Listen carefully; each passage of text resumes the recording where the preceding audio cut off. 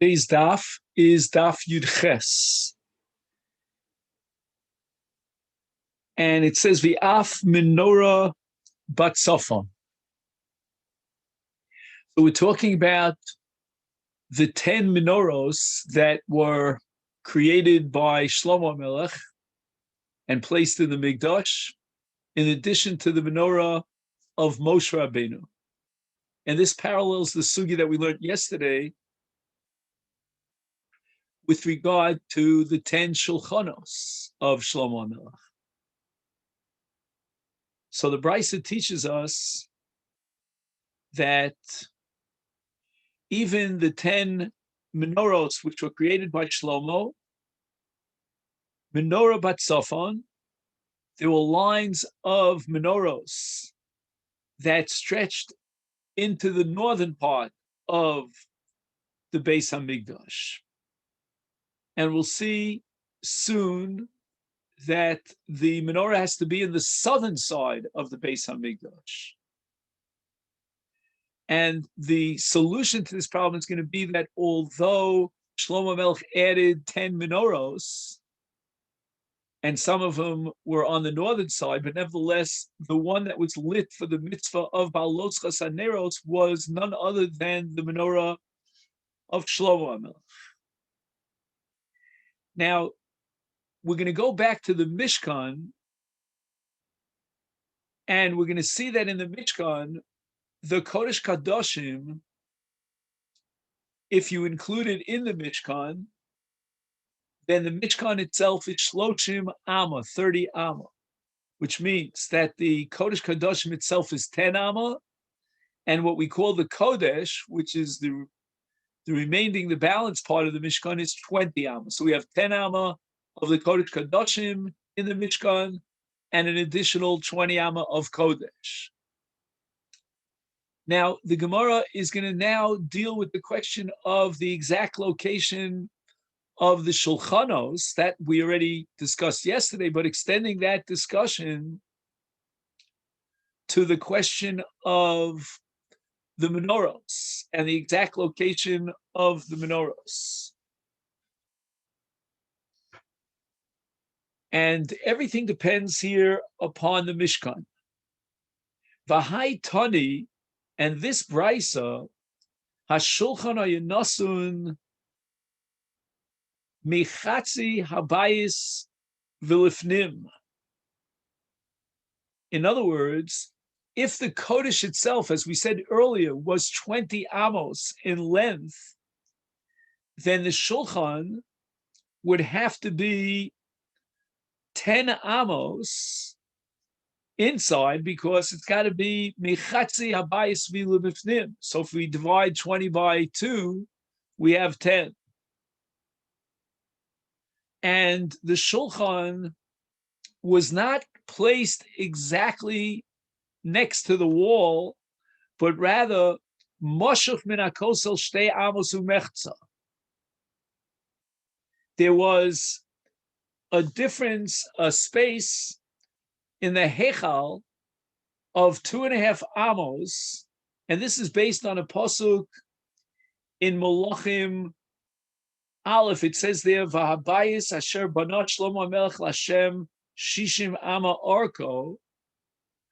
So its length was 60 amos, and the Heichal was 40 amos. This is indicated by the pasuk of Arboim ba'ama haya bayis ahu ha'Heichal lifnei. Lefanai. And Lefanai advir esrim ama orach. So we're talking about the inner half of the Heichal, and if the Heichal was 20 amos in length, then we're talking about the 10 amos. Klape hatzafon, and it's on the northern side of the Kodesh. So of course you enter into the Mishkan on the eastern side. If you turn to your right, you're on the northern side. Umenorah kenegdo badaro. If the shulchan was on the northern side, then the menorah had to be exactly corresponding on the southern side. And therefore, we assume that this distance that we mentioned between the Shulchan and the Kotzel of 2.5 amos applies on the other side, on the southern side, to separate the menorah from the Kotzel by 2.5 amos. So that in front of the Shulchan and the menorah, right near the opening, was the Mizbach HaZav. Where was the Mizbach HaZav located in the Heichal? It was Nasun B'yem Tabayis, Cholikes Habayis, Mechetzev L'fnim, and Moshuch Kima Klapi Chutz.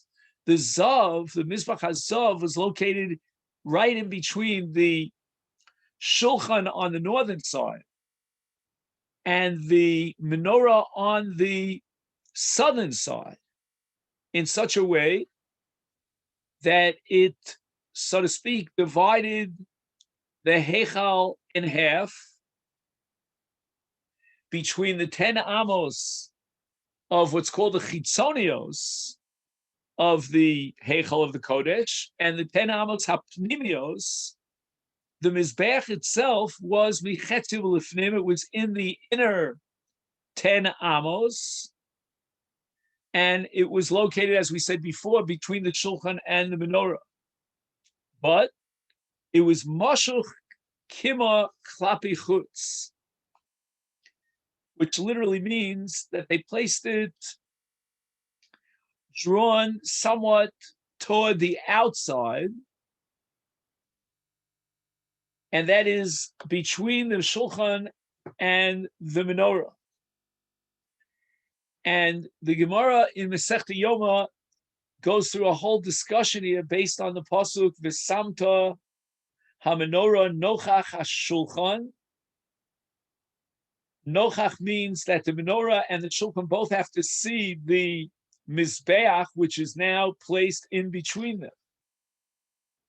And the Mizbeach was placed beyond the first 20 amos of the Heichal, and the menorah and the Shulchan were a little bit further in.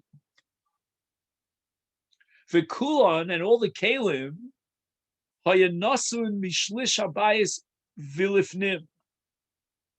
So now we're looking at the length of the Mishkan, including the Kodesh Kodashim. We said the Kodesh Kodashim was 10 amos long. The Kodesh was 20 amos long. So all told, we have 30 amos.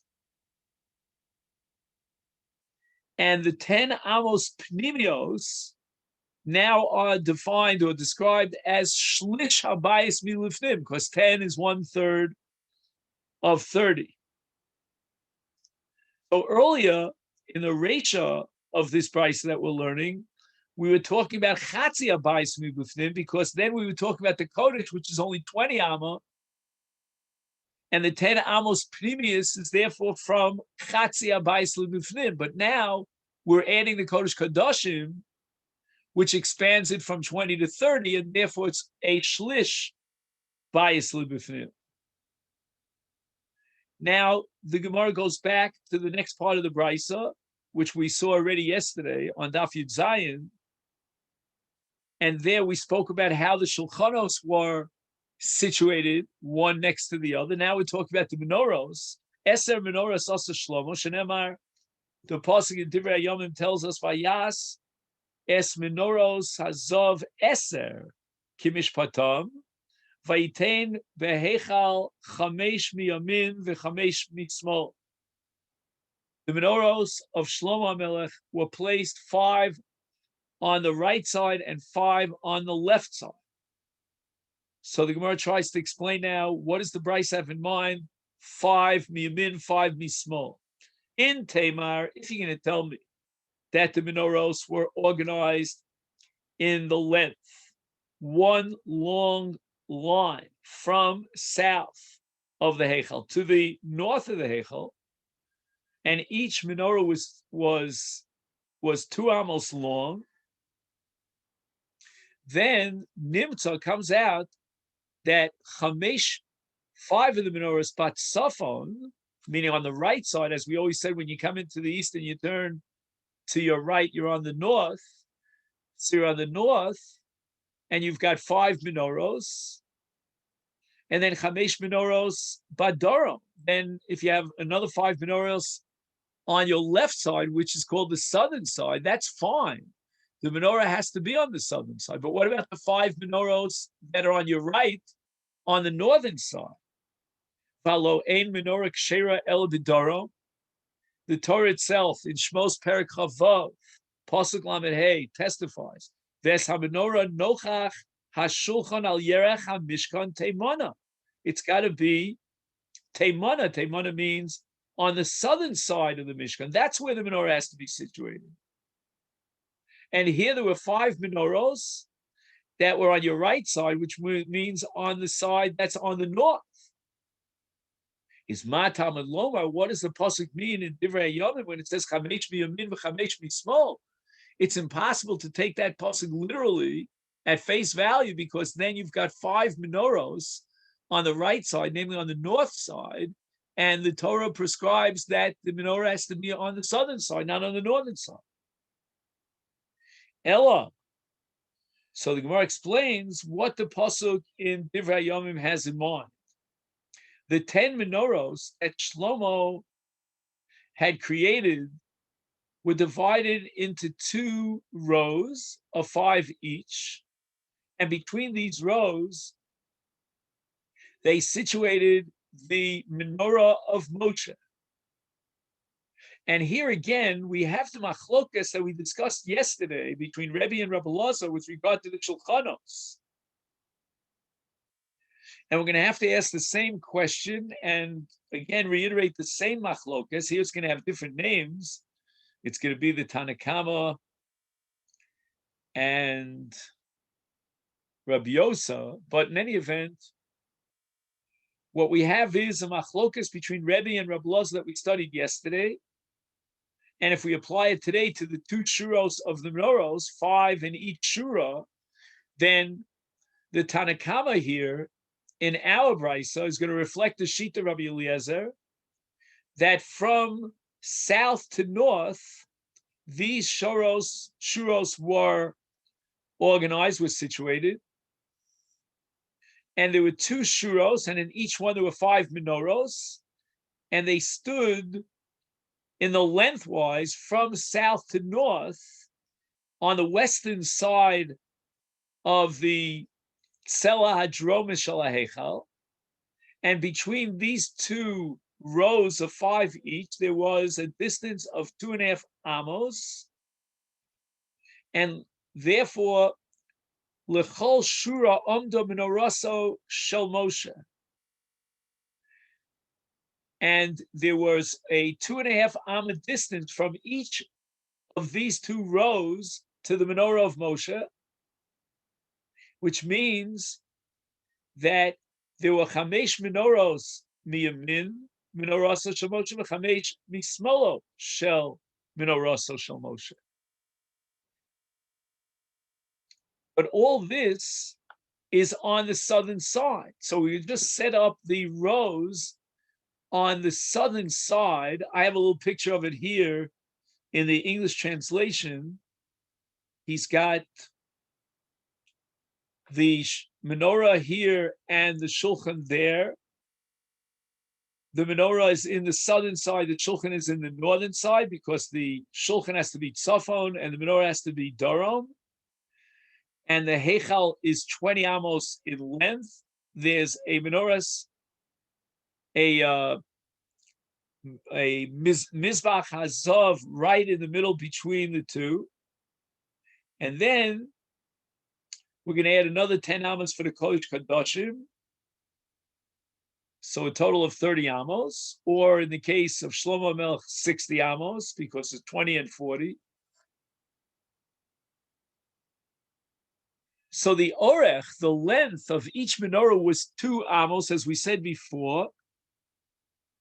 And if in each row there were 5 menorahs, that means that each row was 10 amos in length. And it would go into the southern side of the Heichal. And the length of each shura was actually a little bit more than 10 amos, because you can't exactly put one menorah next to the other without some space in between. There's got to be some revach between one menorah and another.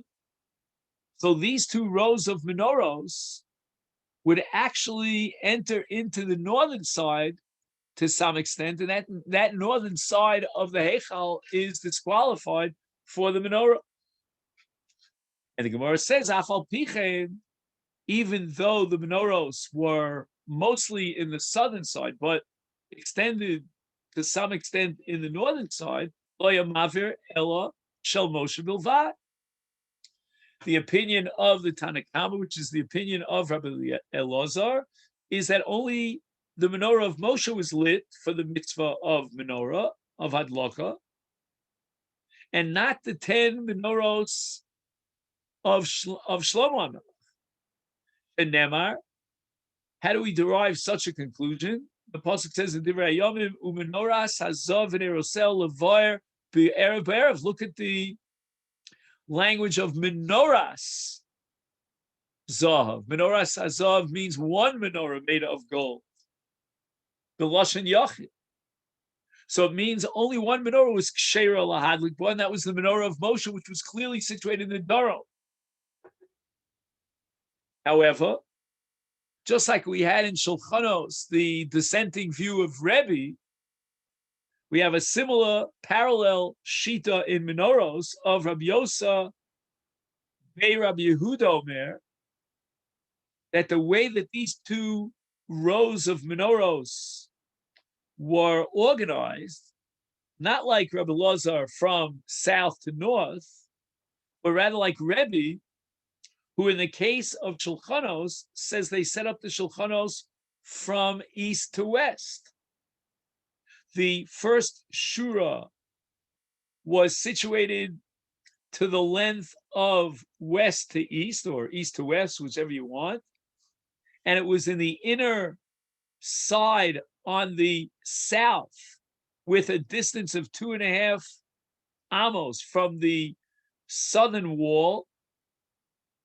And 2.5 amos separated that shura from the next shura of 5 menorahs. The menorah of Moshe Rabbeinu was, as he says here, keneged ha'avir shebein shura l'shura. So it comes out that the both shuras of menorahs stood on the southern side, and they were all kshera. And therefore, kulon hayamavir, they would light all 10, plus, of course, the menorah of Moshe, shenemar, the es hamenoros, in the plural, hamenoros v'nei rosel levarom, k'mishpat lefnei hadvir zav sagur. So from the use of the word menorahs in Lashon Rabim, it means they were all ksherim for the lighting of the menorahs, and therefore Rabbi Yosa, like Rebbe before him in Shulchanos, has to situate all the menorahs, all 10 of Shlomo's menorahs, in the southern side. Whereas the Tanakama, he's going to interpret that although they did light all the menorahs, but that was not l'shem mitzvah, but that was l'shem noi, to beautify the Heichal. Now the Gemara now mentions the next pasuk in Divrei Yomim, and it says va'perach va'neros, the flowers, the lamps, the melkachaim, the tongues, zavu michlos zav. It finishes in gold. What does that mean? It finishes in gold. Hein kilu zav shel Shlomo. They completed the Zav of Shlomo. What does that mean? They completed the Zav of Shlomo. Tani Rabbi Yehuda b'Shem Asi. For each menorah that was created by Shlomo, Shlomo notel elef kikre Zav. So there's a certain volume of gold which is called a kikar. And Shlomo, for each one of his menorahs, he took 1,000 kikrei zav. Shlomo was wealthy beyond belief. Umachnisan lekur. Kur is a furnace where they take metals and they purify them, removing the impurities. Umotzion, 1,000 times.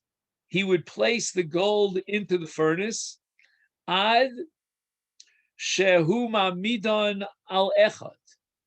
As a result of removing all the impurities, 1,000 kikrei zav now became one single kikar. L'kayim hashenemar, and this fulfills the Torah's requirement in Shmos Perek Lamed Zayin, kikar zahav tar osa oso. It was one kikar.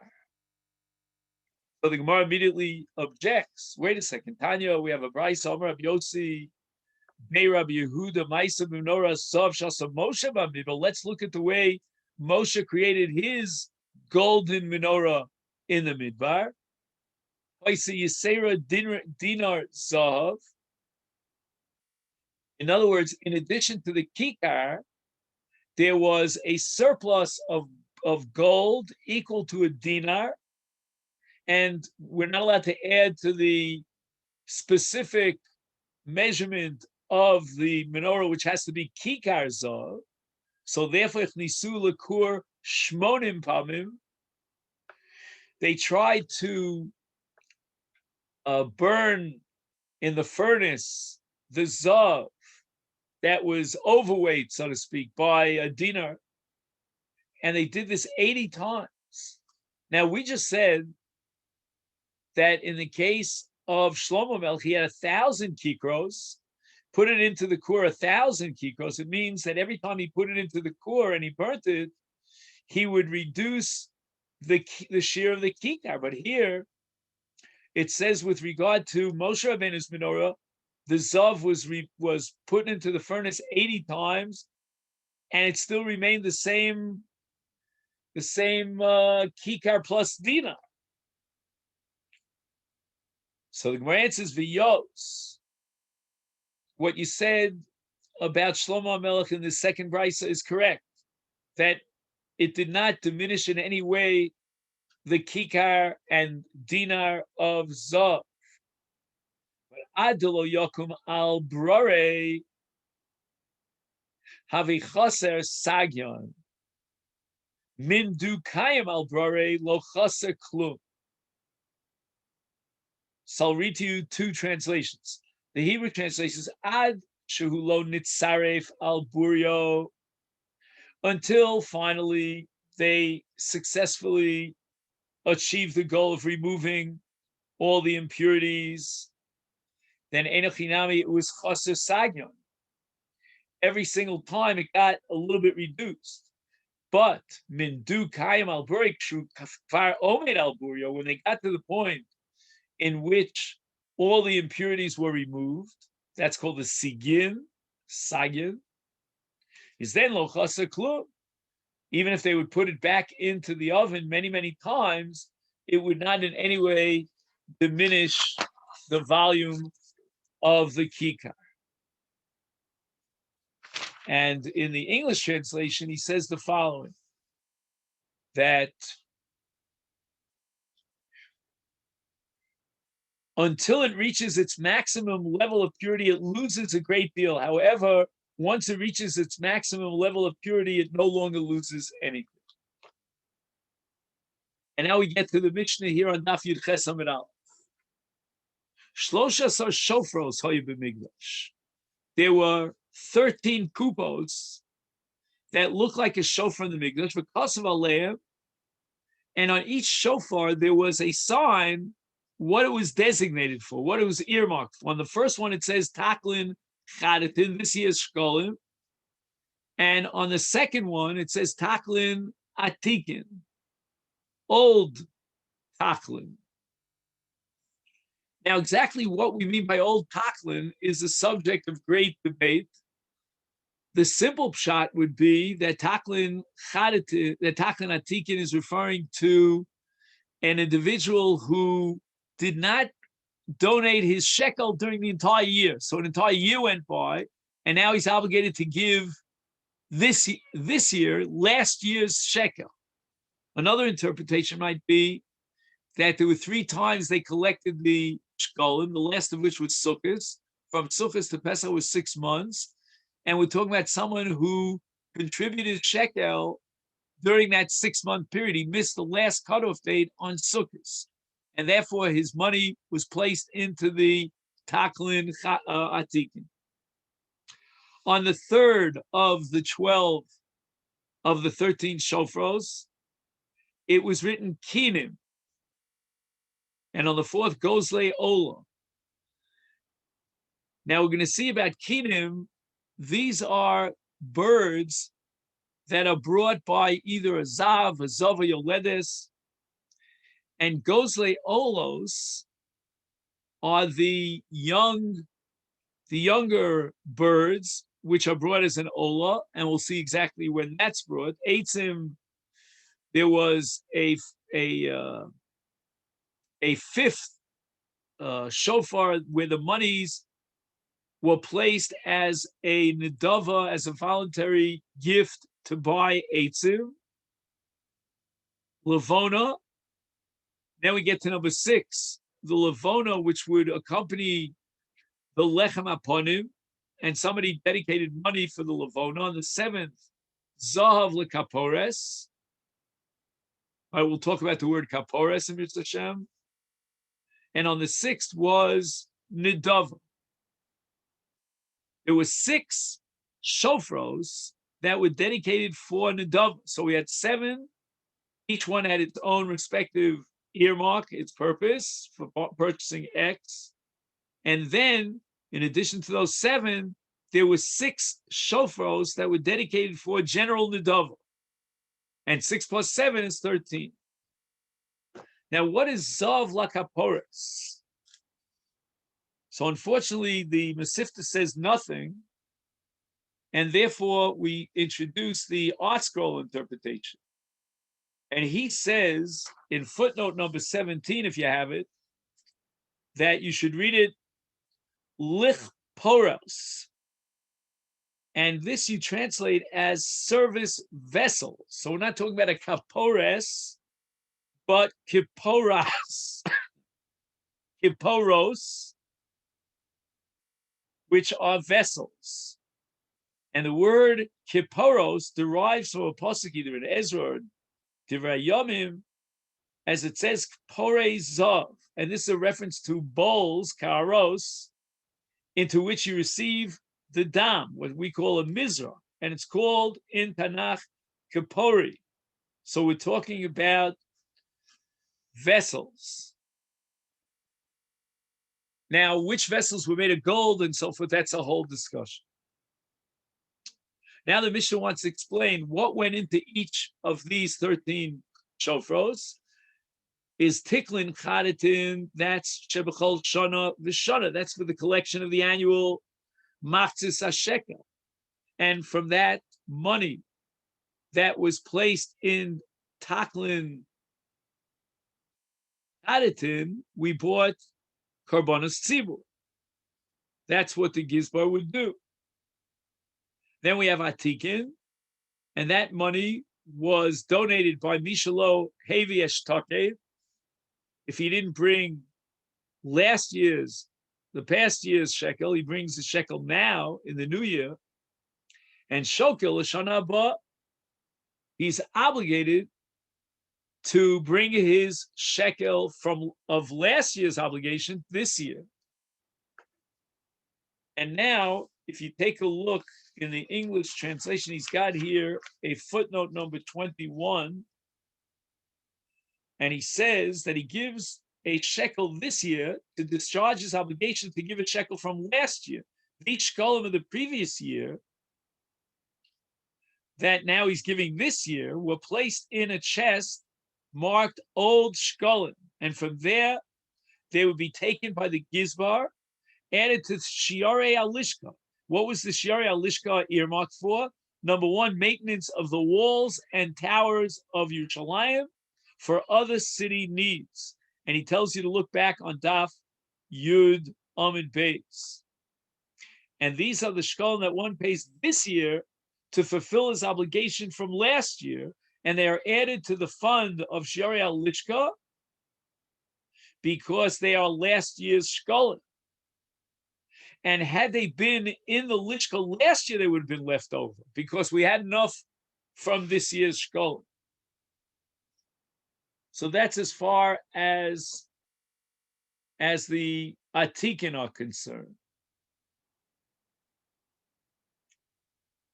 Okay, I just 1 second. Let me find the place.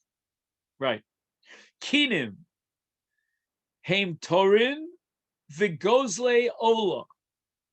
So notice that there are two different types of birds here that are purchased from the monies that were given into the shofar shalkinim. One bird is called torim. Now, in fancy English, torin are called turtle doves, and these are more mature birds. They're older birds. And then there was another shofar for kinim from gozle ola. Gozlos are pigeons, and we're talking about younger birds. Named B'nai Yonah.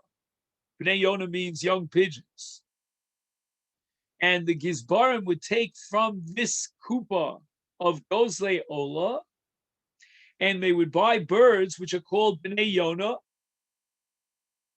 and they were very young, very small. Ophos Ktanim.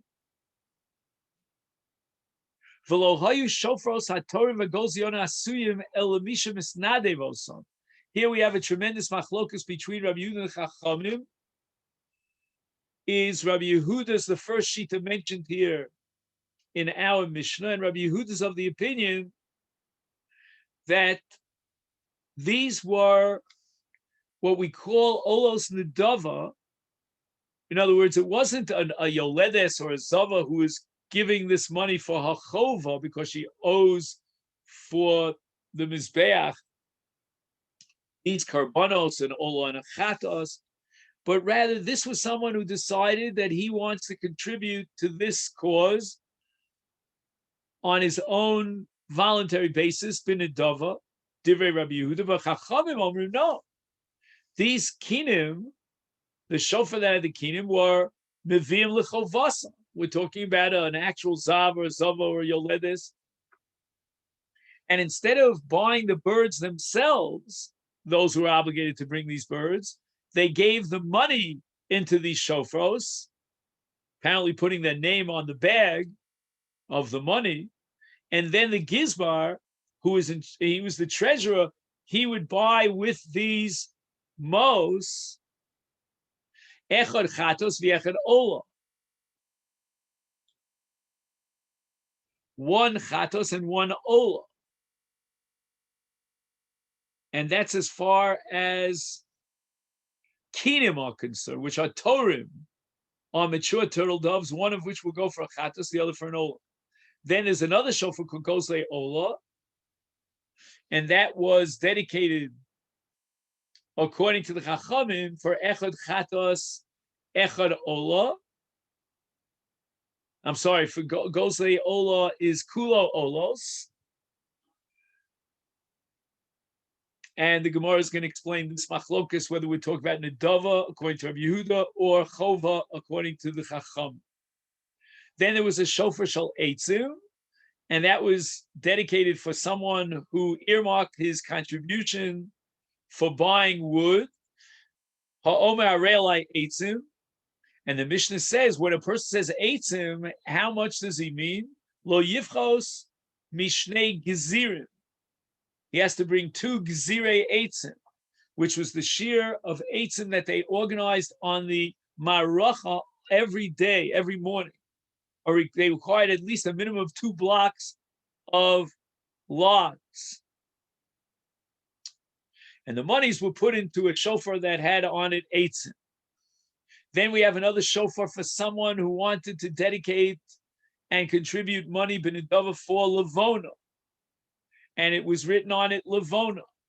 In such a case that he took upon himself an unspecified nedava for a Levona lo yifchos mikometz. The Levona would accompany the mincha, and the mincha requires a kometz.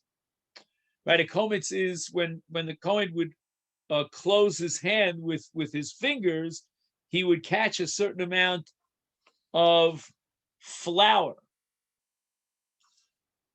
and that's called a komets. Take a look here in note number 28. He explains it. He didn't specify how much lavona, frankincense, he would bring for his offering. He must bring at least a size minimum of a komets, the amount that fills the hollow formed by bending the 3 middle fingers over the palm. So he's got 3 middle fingers over the palm, these 3 fingers, and it creates a hollow, a little bit of an empty space, and that's the amount of flour that is the minimum requirement for a korban mincha, and we're deriving lavono, which accompanies the mincha, from the mincha itself. And the Mishnah wants to tell us that if a person donates a lavana, then that money that he donates is placed in a chest that's labeled lavona, and it went for that purpose. Someone who vowed to donate a lavona for the mizbeach doesn't have to bring the lavona itself. He could just bring the appropriate amount of money, the minimum amount of money that it would take to purchase a kometz's worth of lavona. If one donated money for the purpose of a lavona for the mizbeach and he did not make a pledge, then whatever money he donates is placed into this chest, even if it would be enough to buy only 1 grain. So he didn't specify that he's taking upon himself as a vow to bring a lavona. He said, here's money, and I would like to earmark it for a lavona, but he never took a vow. So in such a case, he's not chayav to bring a komets. Then we have in the Mishnah another shofar that's labeled zahav, gold, lo yifchos midinar zav. If he didn't specify how much gold he would bring, then he cannot bring less than a dinar's worth. And the Mishnah is telling us that an individual can donate gold to be used in the making of klei kodesh, klei shares. And the Mishnah wants to indicate that in this situation, there is a chest that serves this purpose that was labeled gold for service vessels. Zav leklei shares. So someone who vows to donate for this person would place an appropriate amount of gold, or its value in another form of currency, into this chest. If he places gold into the chest, the Kohen would take that gold, melt it down, and use it to create klei shares. If he put another form of currency into the chest, then the Kohen would take the money, buy gold, which they would then melt down and use for the purpose of making klei shares. If one donated money for the service vessels without making a vow, then whatever amount of money he dedicates, that's sufficient, even if it's only enough to purchase a barley's weight of gold. Next, we have Shisha Kupos Linidava, 6 chests that were dedicated for general Nidava. And that money, Nidava, Mahu Osim Ba, what did they do with the money in that kupa? Lokim Ba Olos Leketz HaMizbeach.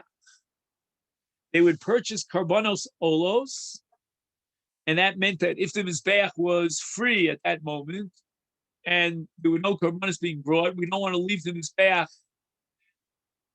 idle, so we bring Olos from that are purchased from what's called Ketz HaMizbeach, and the basar of an ola is burnt completely on the mizbeach, and the oros, the skins of the animal, are given to the Kohen. And now the Gemara, I should say the Mishnah quotes a source for this halacha, that most of the Nidava you buy olos, where the basar is Lashem, and the oros are for the Kohen. Then Midrash Darash Yehoyada Kohen Gadol, based on the pasuk in the 5th chapter of Vayikra, it says Ashamhu Asham Asham Lashem. Now it's interesting. At the beginning of the pasuk, it says Ashamhu. That seems to indicate that it has the din of an Asham. An Asham is eaten by Zichrei Kahuna, but at the end of the pasuk it says Asham Lashem, which sounds like we burn it completely on the Mizbeach and the Kohanim get nothing. So how do we reconcile this apparent contradiction? Zaklal kolshu ba mishum chatos mishum ashama. In other words, if you have what's called mosar chatos or mosar asham, in other words, a person is chayav a chatos and he brings too much money, or an asham, and there's extra surplus money left over, so those monies go to the nidava as a nidava, and you look up them olos. We buy karbanis olos. And that's going to explain the word lashem here in this pasuk because it's kulei kolil. Abbas lashem, but oros lakon. And the beginning part of the pasuk, which says who, right, which sounds like it's given to the kohen, and that's a reference to the oros, to the hides. Nimtzu shnei ksuvim kayomim. There's no contradiction between these two psukim. Asham lashem on the one hand, the basar is completely kola on the mizbeach. And on the other hand, it's Asham LeKohen because the Oros are given to the Kohen. The Omer, another source would be from a Pasuk in Malachim Beis. There it says, Kesef Asham, the Kesef Chatos, Lo Yuva Beis Hashem LeKohenim Yu. Now, how do you take this Pasuk Kipshuto? It sounds like the Kesef is like Kohenim, is given to the Kohenim. I mean, somebody was Magdish money for a chatos or nosham, the money doesn't go into the pocket of the kohanim. Not only that, you can't even buy with this money behemos and bring them as a chatos or as an osham, because we're talking about a case here where there already was a kapara for the bailim, but rather we buy olos from the ketzam mizbeach, and the kohanim benefit from the oros, and therefore it's considered la kohanim. That's the end of our Mishnah. Now, the Mishnah had quoted a machlokas between Rabbi Yehuda and the Chachamim regarding the shofros for those who were bringing Torim ubnei Yonah, and Rabbi Yehuda said it was for misnadvim, whereas the Chacham said it was for a chova. Tanya, Amalo, Amar Rabbi Yehuda,